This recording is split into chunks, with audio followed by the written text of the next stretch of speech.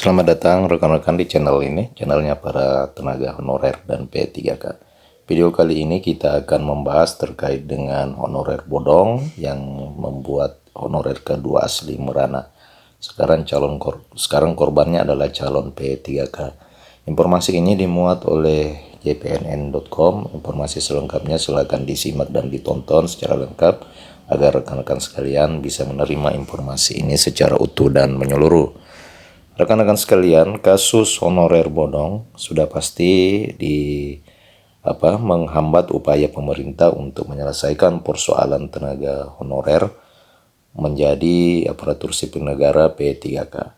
Audit data honorer yang dilakukan oleh Badan Pengawasan Keuangan dan Pembangunan sebelum pemerintah melakukan pengangkatan non-ASN jadi P3K secara besar-besaran.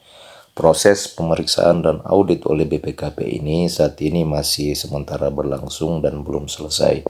Sementara itu, anggota Komisi 2 DPR RI, Mardhani Alisera, mengaku mendapat bocoran bahwa hasil audit sementara terhadap data tenaga non-aparatur sipil negara yang dilakukan oleh BPKP tersebut. Mardhani menyebut bahwa sudah ada temuan sebanyak 1 juta tenaga honorer yang ternyata honorer siluman atau honorer titipan. Angka 1 juta ini tentu bukanlah angka sedikit dan berpotensi masih bertambah lantaran saat ini proses penyisiran dan verifikasi data honorer itu masih terus berjalan. Rekan-rekan, Mardhani menyebutkan bahwa apabila 2,3 juta tenaga non-aparatur sipil negara tersebut langsung diangkat tanpa dilakukan verifikasi, maka akan merugikan negara dan tidak adil bagi para tenaga honorer yang memang benar-benar mengabdi. Nah, keberadaan honorer bodong ini jelas merugikan keuangan negara jika mereka ikut lolos di dalam pengangkatan massal non-ASN menjadi pegawai pemerintah dengan perjanjian kerja.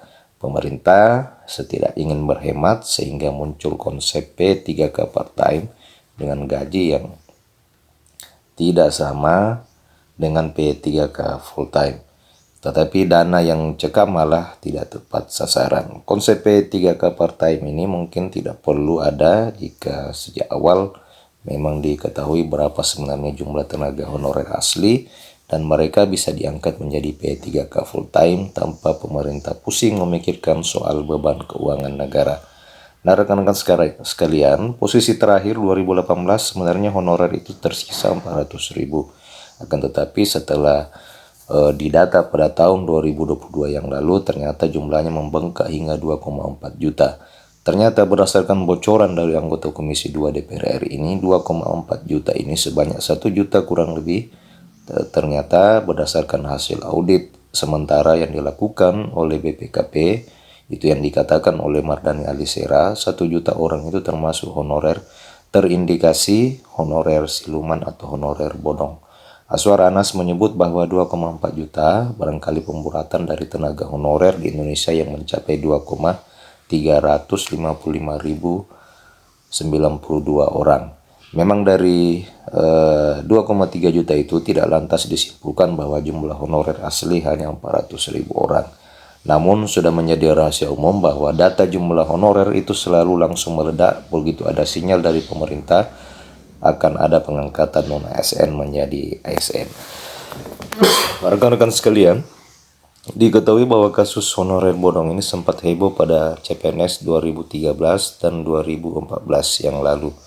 Banyak yang terungkap honorer K2 bodong setelah dilakukan tes CPNS pada tahun 2014.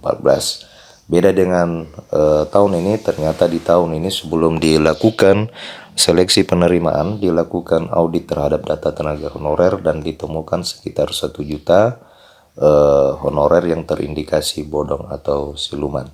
Rekan-rekan sekalian, demikian informasi pada video kali ini. Terima kasih telah menyaksikan. Sampai jumpa di video berikutnya.